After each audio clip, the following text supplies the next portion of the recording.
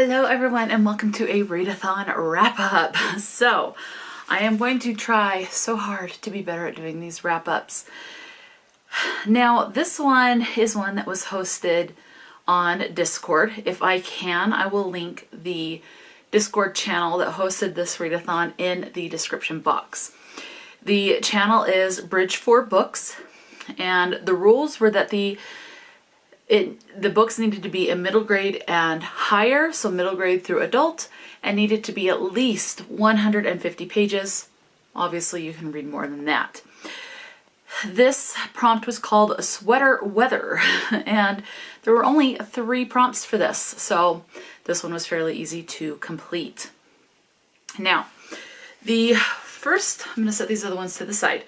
So the first prompt that I completed was, who are you? This is to read a book that is a new to you author. So I read The House Witch by Delemhach. I gave this 5 stars. This one was 461 pages. I had a great time reading this. I actually ordered the second one, and I hope to get to the second book next month in February. So fingers crossed. But yeah, this was really good. So this one we're following Finn Ashowan, who is a witch. There are also mages, I want to say is what they are, which are self-taught. They are not born with magical abilities. They teach themselves how to perform spells and stuff. But then you have the actual witch, whose powers are based on certain elements. You have some who's can dabble in a certain other different elements. Or in Finn's case, it is believed he is more of a domestic witch. A house witch is what he is called. His mom is a healing witch, and basically their powers don't really go with any of the elements, earth, fire, water, air, and so they're considered kind of defective, damaged, broken as far as the witches go. Weak is the biggest thing. And so Finn gets this job at a castle being the royal cook, and he tries to keep his magical abilities secret, but people start getting hints that something's going on. And it's kind of like a cozy fantasy. It very much had cozy vibes. It was really cool. He is gifted this cat that he gets a bond with, so this cat becomes his familiar, and he names the cat Kraken. I loved it. It was so cool. So I highly recommend this one. There's also, if you also want a book that has political intrigue and tension, this definitely has political stuff elements as well, and stuff about classism and how someone shouldn't be marrying beneath their station, or someone should never hope to marry above their station, type of a thing. And some of the friendships that I would say found family is a big thing in this. Some of the friendships are very sweet and definitely a found family type of situation. Okay, prompt number 2 is welcome to New Year. This is to read a book with the letter N, so N like November, or Y like year is in the title. For this one, I went with Censor by Junji Ito. This is an adult manga, and this is a horror manga. This religion is a big part of this. We kind of start in the past a little bit. There's this gal that's hiking. She starts to notice these fibers in the air that seem to be coming from a volcano that has been dormant. But these fibers that she is seeing are more like strands of hair, and they're golden. She's on this hike, and this guy sees her, and he's like, we have been waiting for you. He leads her to this village, and it is just covered in these gold hairs. When they attach to your head, you start to become kind of like a clairvoyant, telepathic, whatever the correct word is. They use the word clairvoyant in here, where you can see the future, you can see into the universe, you can feel what it's like for a star to burst or be swallowed by a black hole, that type of situation. So they become more all-seeing. So then we fast forward into more modern times. This gal is found. It's believed that there was an eruption. She is found protected by all of these hairs, and she doesn't really remember anything, so she's got a bit of amnesia. They're trying to figure out what's going on, and there is body horror in this. And that's pretty much all I want to say. Suicide is a thing in this. There is a thread with suicide, and it is depicted on screen. Also on page.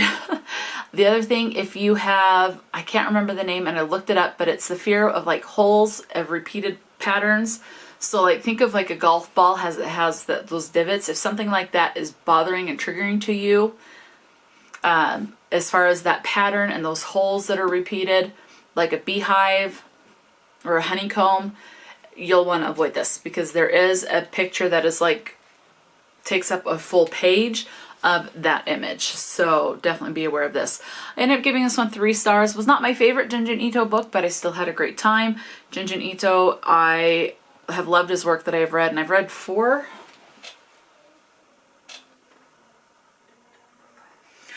other books. So this is my 6th book by Junji Ito. And out of the 6 books, this is my least favorite. I think all the other ones have gotten like 4 stars. This one I gave 3. Still great. Still had a fun time. There is a lot of talk of good versus evil, light versus dark, and how someone, if they can see into the space and the meaning of life and all of this, how they start to perceive themselves as God. Because they're all-knowing and they start to think of themselves as all-powerful and things like that. So, and this edition was 234 pages. And the last prompt for this particular readathon, and this took place for the entire month of January. Today, as I'm filming this, is January 12th, so I did finish this early. The third prompt is New Year, Same Backlog. This is to read a book that you meant to read in 2023. This book was on 1 or 2 of my TBRs in 2023, but I finally did get to this, and I read All the Lovely Bad Ones. This is a horror paranormal story for middle grade readers. I still had a great time with it. Written by Mary Downing Hahn. So this one we are following siblings. This is told in first person, Travis and Corey, and it's told mostly from Travis's point of view, or it is told from Travis's point of view, but he does go into detail with kind of how a lot of the other characters in this story, like his grandma, his sister, what they're thinking and how they're acting and how he is assuming that they are feeling. So he and his sister are basically considered troublemakers, mischief makers. They are banned from going to summer camp due to all the pranks that they've played at summer camp. So they have to spend the summer at their grandma's place. Their grandma lives at an inn, which is kind of at a remote, isolated setting in Vermont. So they go to spend the summer with their grandma at this inn. There's talk of how this inn used to be haunted, and so they decide to play a prank on their grandma and the guests to try and drum up more business for their grandma. So they decide to play and act like ghosts in the middle of the night, and then the real ghosts basically come out to play. And it starts to hit the fan. Do be aware going into this one, you do have suicide mentioned and described. You also have child abuse as well as being described on that, as well as victim blaming regarding the abuse. I ended up giving this one 4 stars, and this was 182 pages. So for these 3 books, that is a total of 877 pages for this readathon. If I were to focus only on these 3 books, that actually worked out to be about just a little over 73 pages per day, like 73.08. So per day for this particular readathon for these 3 books. Not bad. This was great. Again, I will try to link the Discord for Bridge 4 group, Bridge 4 books in the description box if I do have the permission to do so, or the clearance. I know that some Discord groups you have to be like a moderator or something like that. So if I can, I will link it so you can join.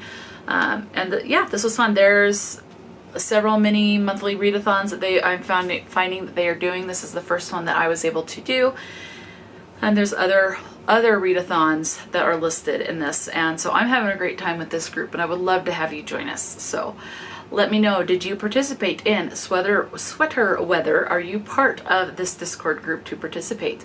Let me know. And have you read any of these books or books from any of these authors before? So again, that's Mary Downing Hahn, Junji Ito, and Delemhach. So yes, let me know what your thoughts are if you've read these. Do any of these books intrigue you? Talk to me in the comment section below. And until next time, stay true to yourself and enjoy a good book, and I'll talk to you later.